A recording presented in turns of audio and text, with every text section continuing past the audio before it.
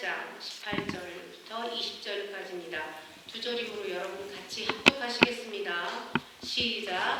예수께서 나와 말씀하여 이르시되 하늘과 땅의 모든 권세를 내게 주셨으니 그러므로 너희는 가서 모든 민족을 제자로 삼아 아버지와 아들과 성령의 이름으로 세례를 베풀고 내가 너희에게 분부한 모든 것을 가르쳐 지키게 하라. 볼지어다 내가 세상 끝날까지 너희와 항상 함께 있으리라 하시니라. 아멘. 약속이라는 말씀의 제목을 가지고 김정수 목사님 말씀 전해주십니다. 내가 충만하시기를 축복합니다. 아멘. 하나님 아버지, 이 시간에 하나님 말씀을 배우고자 합니다. 성령님 함께 하시고 성령께서 인도하여 주시어서 하나님 말씀 대언할 때에 이 말씀을 통해서 우리가 하나님 말씀을 깨닫고 또 이 땅에서 믿음으로 사는 삶을 온전하게 살아갈 수 있도록 인도하여 주옵소서. 예수님의 이름으로 기도합니다. 아멘. 할렐루야. 여러분, 우리는 종종 어떠한 사람이 믿음이 좋은 사람일까? 우리가 말하는 믿음이라는 그 믿음의 본질이라는 것이 무엇일까? 라는 생각들을 할 때가 있습니다. 가끔 우리를 혼란케 하는 것이 무엇이냐면은 분명히 저 사람이 신앙생활을 열심히 잘하고 있고 또 직분자이고 또 봉사도 열심히 하고 헌금 생활도 잘하는데 우리가 보기에는 믿음이 좋다고 말하기에는 어쩐지 좀 껄끄러운 사람이 있는가 하면은 또 어떤 분들은 뭔가 좀 부족한 것 같은데 영적인 능력을 가지고 삶을 파워 있게 이끌어가고 있는 크리스찬들을 볼 수 있다는 것입니다. 그러면서 우리는 믿음의 기준이 무엇일까? 우리가 말하고 있는 믿음이 좋다고 얘기하는 그 믿음의 기준이 무엇일까? 아무개의 집사는 또 아무개 권사님, 장로님은 믿음이 참 좋네. 이렇게 얘기합니다. 또는 아니 저 사람 교회 다닌다는데 교회 다니는 사람이 왜 저래? 또는 어떤 일이 있을 때 참아. 그래도 믿음이 좋은 당신이 참아야지. 참으세요. 목사님이 참으셔야지. 장로님이 권사님이 참으셔야지. 사모니까 참아야지. 이러한 얘기를 할 때에 이러한 말들을 우리는 어떻게 소화해 나가야 될까?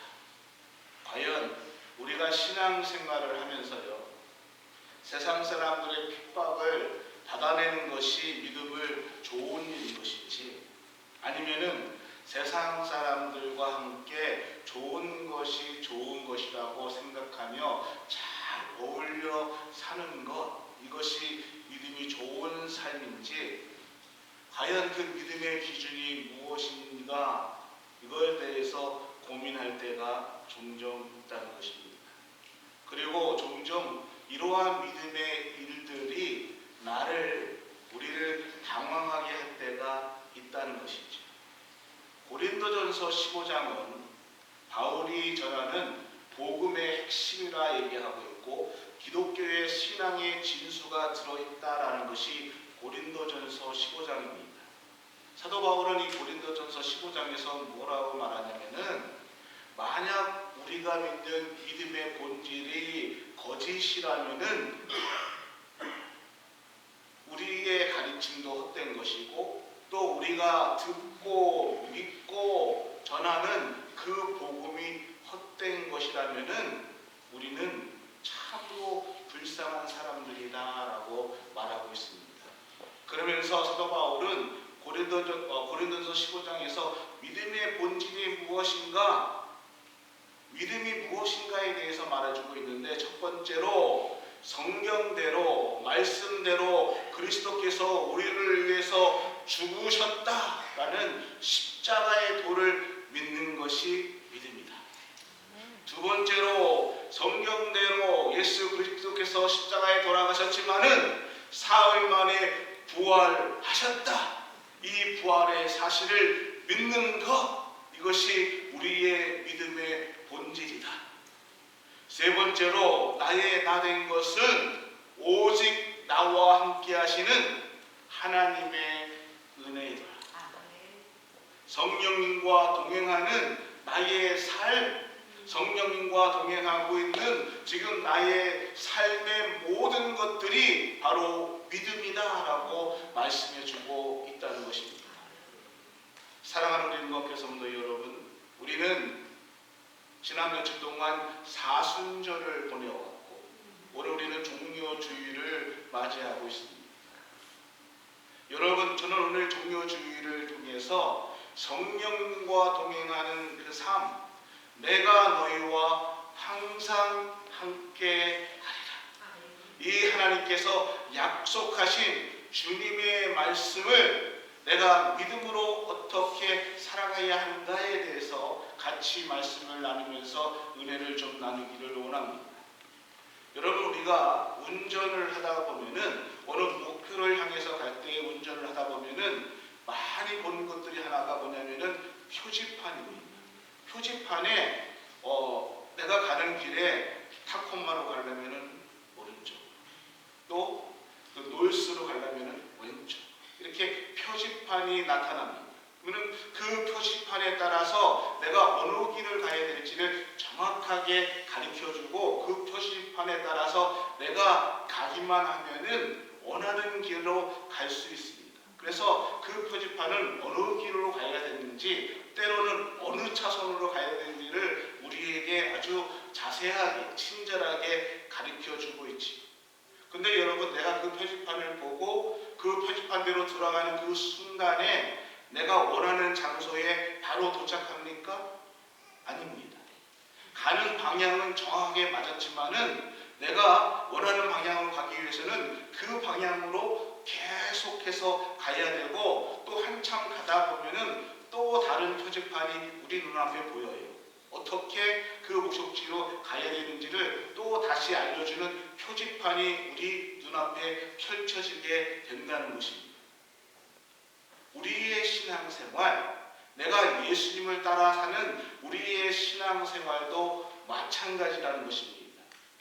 중요한 것, 우리가 그 표지판을 따라서 가는 것처럼 우리가 하나님을, 예수님을 따라서 살아가면서 우리가 원하는, 예수님께서 말씀하시는 하나님 나라, 예수님이 계신 그 최종의 목적지로 가는 길에는 하나님의 말씀이 있고, 또 그 말씀대로 따라가는 삶의 방향, 삶의 형식, 어떻게 살아야 되는가는 여러 가지 규칙들이 우리에게 있다는 것입니다.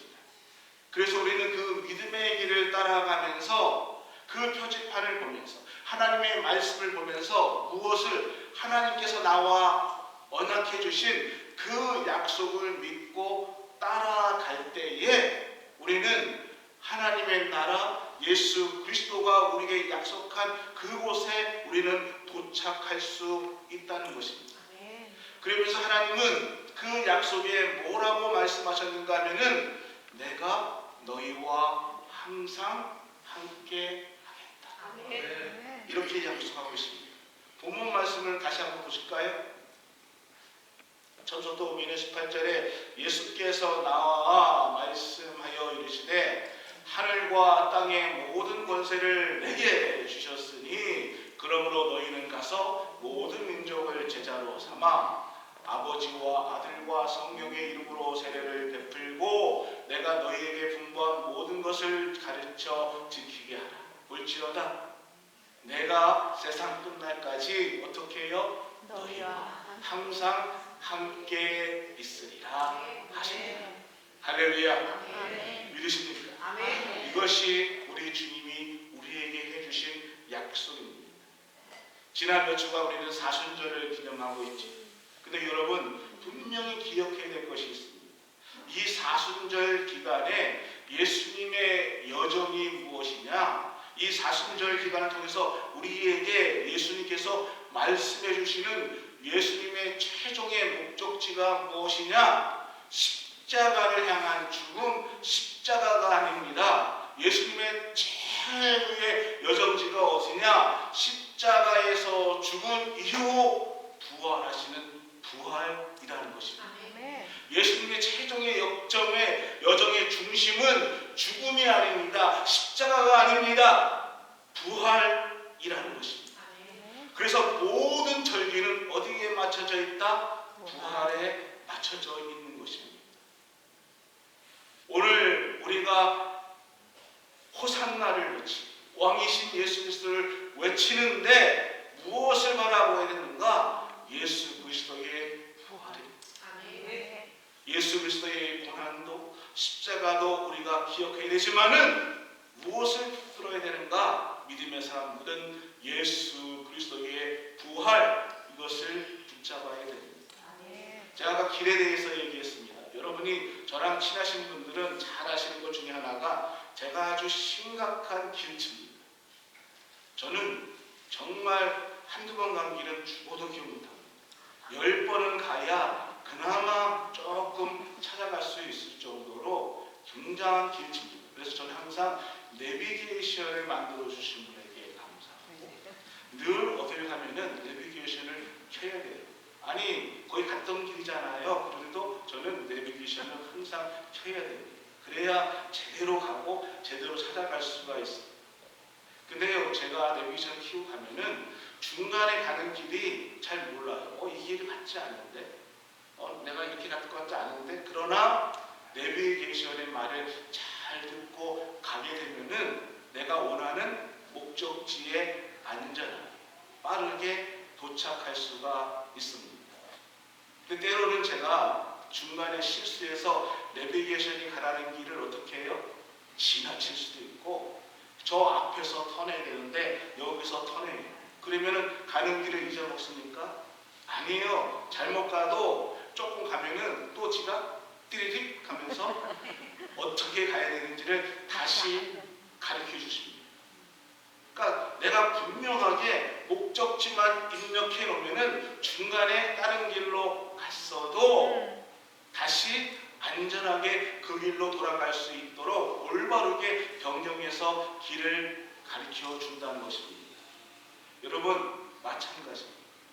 우리의 신앙생활도 우리의 신앙의 삶도 어디요? 예수 그리스도의 부활에 초점을 맞추고 살면은 주님의 약속을 내가 믿고 주님의 약속을 내가 의지하고 주님의 약속을 붙들고 우리가 따라가며 살게 된다면은 때로는 내 믿음이 약하기도 하고 때로는 내가 연약해서 실수할 수도 있어요. 넘어질 수도 있어요. 신앙생활 그 말씀대로 온전하게 살아가지 못할 때가 있습니다. 그래서 아픔도 겪고 고난도 겪고 때로는 여러 가지 일들을 당할 수도 있지만은 주님이 나에게 하신 그 약속을 붙들고 살아가면 우리의 신앙의 여정은 하나님께서 우리에게 약속하신 하나님의 나라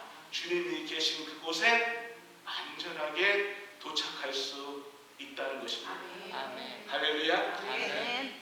사랑하는 우리 국학교 성도 여러분, 우리가 예수님을 믿고 의지하고 또 예수님을 믿는데 그런데 우리의 삶이 가끔 보니까 내 삶이 당황스러운 곳에 있을 때도 있습니다. 내가 주님을 의지하고 사는데 내 삶의 지금의 상태가 너무 힘들고 때로는 곤욕스러운 그러한 길에 들어설 때도 있습니다. 그러나 여러분 그때마다 당황하지 마시고 그때마다 불안해하지 마시고 좌절하지 마시고요. 무서워하지 마십시오. 내가 하나님의 약속을 붙들고 있는 주님은 결코 우리를 놓지 않습니다. 나는 지치고 나는 외로워서 나는 가끔 주님의 손을 놓은 것 같지만은 우리 주님은 나를 항상 내가 너희와 함께 있을 것이다. 언제까지 이 세상 끝날까지 네가 나한테 오는 그 순간까지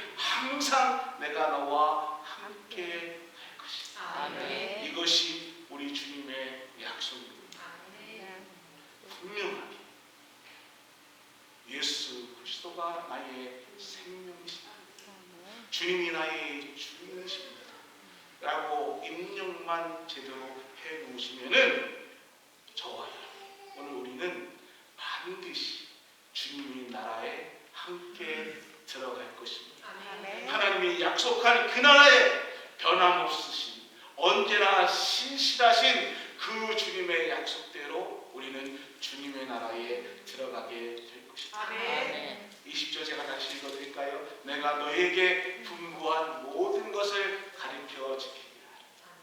볼지어다 내가 세상 끝날까지 너희와 항상 함께 있으리라 하십니다. 아멘. 예수님의 영원하신 약속의 말씀입니다.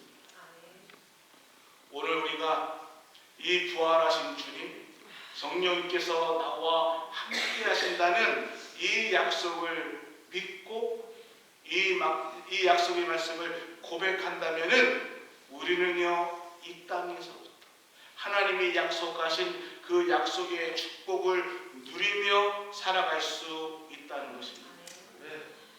그러나 여러분 아무리 우리가 하나님께서 내가 너와 함께 할 거야. 세상 끝날까지 내가 너와 함께 할 거야.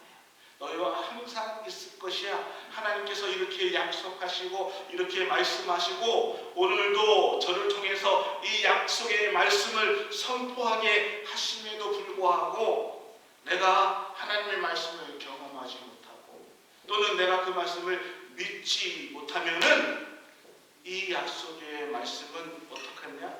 나와는 아무 상관이 없다. 정말 이 약속의 말씀은 나와 아무 관계가 없다.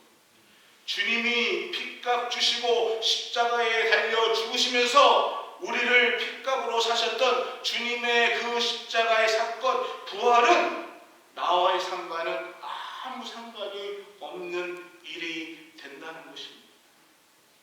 내가 너와 항상 함께 할 것이다. 이 약속의 말씀은 그 약속의 말씀을 믿는 사람들의 것이라는 것이죠. 이 약속의 말씀에 여러분 꼭 기억할 것이 하나가 있습니다. 이 약속의 말씀에 전제 조건이 있어요. 꼭 이거 아셔야 됩니다. 제가 학교 다녔을 때 국민학교에서 초등학교 다닐 때에 3학년 때에 내일 소풍 간다는 말에 너무 좋아가지고 들떠가지고 신났는데 앞에 선생님이 하시는 말씀을 못 들었어요. 무슨 말씀을 하셨냐? 내일 소풍 간다. 비 오면 취소된다. 요걸 못 들었어요. 소풍 간다는 얘기만 들었어요. 그 다음날 뭐가 비가 왔어요. 근데 저는 그 얘기를 못 들었어요. 김밥 사. 우리 엄마가 야 비 오는데 가요. 김밥 사. 초콜릿 집어넣으면 다 배낭 들고 딱 하는데 어떻게 됐어요? 수업해. 다른 애들 책가방 들고 김밥과 초콜릿 들어오시는 선생님마다 혼나는 거야. 아유 이놈아. 주님이 내가 너와 항상 함께 하겠다. 약속의 말씀인데 앞에 전제 조건 깨먹으면은 이거 엉뚱한 얘기야. 앞에 무슨 전제 조건을 말씀하고 있는가? 19절 말씀에 내가 이렇게 말씀합니다. 내가 그러므로 너희는 가서 모든 민족을 제자로 삼아 아버지와 아들과 성령의 이름으로 세례를 베풀고 다시 넘겨주십시오. 내가 너에게 분부한 모든 것을 가르쳐 지키게 하라. 이게 전제 조건. 그럴 때에 내가 세상 끝날까지 너희와 함께 할 것이다. 아멘. 근데 전제 조건 잊어먹고 끝날까지 함께 하겠다 하지 않습니까? 근데 야 너 내가 앞에 얘기한 거 있잖아. 이거 지켜야 이 말씀이 나의 말씀이 된다는 것입니다. 예수님께서 분명히 우리에게 하신 말씀이 있어. 너희는 가서 모든 민족을 제자로 삼아 아버지와 아들과 성령의 이름으로 세례를 베풀고 우리는요 하나님이 우리와 함께 하신다는 것을 믿고 고백하는 사람이라면은 복음의 전달자가 되어야 됩니다. 복음의 전달자가 될 때에 그때 하나님께서 우리와 함께 하신다라는 것을 분명하게 우리는 하나님의 약속에 임하게 된다는 것입니다. 예수님은 세상 끝날 때까지 내가 너와 함께 할 것이다 라고 약속하셨어요. 이 약속의 의미가 무엇입니까? 첫 번째로 하나님이 함께 하시는 것이요, 꼭 우리 눈에 보이지 않아도, 또 하나님께서, 예수님께서 내 어려운 가운데 있어도 하나님은 항상 나와 함께하고 계시다는 것을 믿어야 되는 것입니다. 또 그것을 우리에게 함께 해주신다는 것입니다. 제가 결혼해서 우리 영민이가, 큰아들이 몇 개월 안 됐을 때에 미국에 살고 있는 처남이 백혈병으로 이제 죽게 되어가지고 한국에 있는 그 누나를 보고 싶다라고 해가지고 그 아내가 그 집사 지금 사모랑 영민이를 미국에 보냈습니다. 몇 개월 안 될 때요. 근데 저는 그때 이제 못 가고 둘이 보냈을 때 우리 사람이 그렇게 약속했어요. 내가 가서 동생 장례하고 돌아오겠다. 그 말을 믿으면 안 되는데 그거 보냈어요. 근데 한참을 지나서 얘기하는 것이 당신이 오래. 내가 다시 함께하는 게 아니라 당신이 죽을 거래. 여러분 그 6개월을 떨어져 있었는데, 죄송합니다. 제가 이렇게 말씀드려서. 근데 그 6개월 동안에 그 당연한 삶이죠. 일어나면은 아내가 같이 있고 애가 같이 있어야 되는데 떨어져 있으니까요. 일어나면 혼자 자고. 그러니까 어떻게 되냐면은 더 보고 싶고 더 그립더라고요. 그리고 곁에 있지 않지만은 저는 항상 같이 있다 생각했습니다. 평범한 일상 속에서, 그런데 평범하지 아니할 때에 늘 함께 있었던 사람이 함께 없었을 때에 그러한 상황 속에 있었지만은 그래도 나와 함께 있다라는 생각을 저는 가졌습니다. 여러분, 우리의 삶 속에서 하나님의 임재가 이렇습니다. 때로는 정말 나 혼자 이런 경험과 외로움 가운데 있는 것 같지만은 그럼에도 하나님 우리와 함께 하신다는 것을 이 약속을 통해서 말씀해 주고 계시다는 것입니다. 두 번째로 하나님의 임재는요, 성령께서 늘 나와 함께 계시다는 것을 믿는다면요, 우리에게 펼쳐질 현지, 우리에게 펼쳐질 미래도요 담담하게 나갈 수 있다는 것입니다. 지금 여러 가지 일이 있다 할지라도 앞으로 나에게 다가올 일은 누가? 주님께서 함께 하시기 때문에 담담하게 우리가 나갈 수 있다는 것입니다. 지금 나의 상태가 때로는 초조할 수 있습니다. 또 두려울 수도 있습니다. 그러나 주님께서 나와 함께 하십니다. 이 약속을 믿는다는 것은 이 약속을 고백한다는 것이고, 그 고백 속에는 주님이 나와 함께 하십니다. 나는 지금 두렵고 떨리지만은 그러나 주님이 함께 하시기 때문에 담담하게 나갈 수 있다는 것입니다. 성경은요 곳곳에서 우리에게 주님과 동행하는 삶을 소개하면서 인내라는 단어를 계속해서 말씀해 주고 있습니다. 여러분, 인내라는 것은요 참는 것이 아니라 성경이 말씀하시는 인내는 무엇이냐? 지금 내가 현재의 상태에서 머물러 있는 것이 아니라 지금 현재의 상태에서 충실하고, 그리고 내가 필요한 것에 의해서 내가 그것을 하나님 앞에 믿고 나아가는 것, 이것이 성경에서 말하는 인내라는 것입니다. 인내라는 것은요, 내가 초조해하고 안절부절해서 어떻게 해나가서 이것저것 막 뛰어나가면서 문제를 해결하는 것이 아니라, 인내는 하나님의 약속을 믿고 그 약속을 기대하면서 하나님 앞에 기도하는, 이것이 성경에서 우리에게 말씀하고 있는 인내라는 것입니다. 세 번째로 하나님의 임재를 믿는 사람들이라면요 연습을 하는 것입니다. 내가 하나님과 동행하고 있는 것을 믿습니다. 거기서 끝나는 것이 아니라 내 삶 속에서 연습하는 것입니다. 주님이 오시는 그날까지, 내가 주님 앞에 가는 날까지 내 삶 속에서 그 약속을 믿고 계속해서 내 삶 속에서 연습하는 것인데, 어떠한 연습입니까? 하나는 기도입니다. 기도라는 것은요, 내가 하나님의 약속을 믿기 때문에 하는 행위이죠. 하나님의 약속을 믿지 않는 사람들은 기도하지 않습니다. 내가 기도하지 않는다는 것은 하나님의 약속을 믿지 않는다는 것과 어쩌면 동일한 선상이라는 것이죠. 약속을 믿는 사람은 기도할 수밖에 없죠. 왜요? 하나님의 약속을 믿으니까 그 약속을 붙들고 지금 이 순간에 그 하나님 앞에 기도하는 것입니다. 때로는요, 내가 기도할 때에 기도하고 싶지는 않은 일들이 펼쳐집니다.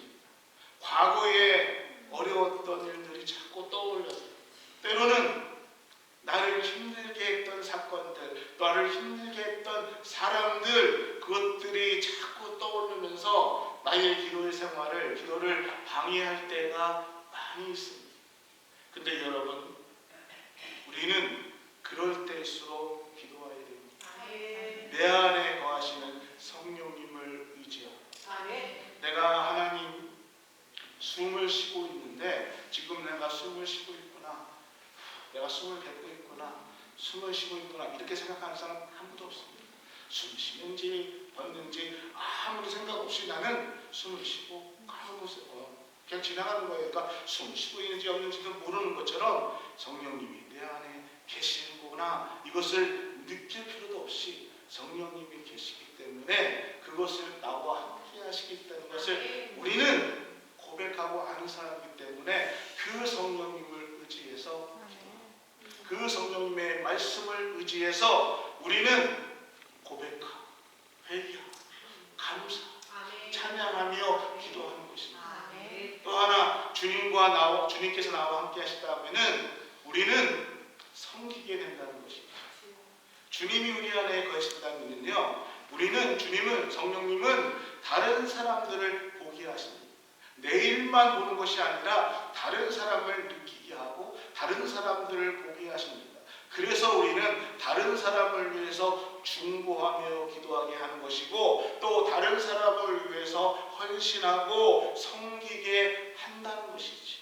그래서 믿음의 사람들은 어떠한 사람들인가? 기도하며 또 다른 사람들을 위해 섬기며 기도할 수 있는 사람들, 이러한 사람들이 바로 주님이 나와 함께 하십니다. 그 약속을 믿고 산다는 것입니다. 주님이 우리 안에 거한다는 그러한 것은 어떠한 의미인가? 성령님께서 오늘 우리 안에 있기 때문에 성령 안에서 주님이 원하시는 그 일들을 믿음으로 행하며 연습하며 오늘을 살아가는 사람들이라는 것입니다. 그래서 우리 안에 성령님께서 계시다면요, 우리는 함께 찬양하는 것이고 함께 기도하는 것이고요, 또 서로 함께 섬길 때에 그 공동체, 은광교회라는 그 공동체는 그 일로 인해서 하나님 앞에 영광을 돌리는 것이고, 그 일을 통해서 우리 장로님께서 말씀하셨던 것처럼, 기도했던 것처럼 이 지역에 하나님의 일을 감당하는 교회로 나갈 수 있는 것입니다. 숫자가 많은 것, 건물이 있는 것, 이것을 자랑하는 것이 아니라 우리 공동체는 하나님 말씀 안에서 서로 섬기고 서로 기도하고 서로 찬양하며, 그리고 주님의 나라를 위해서 나아가는 그러한 교회입니다 라고 선포할 수 있는 것입니다.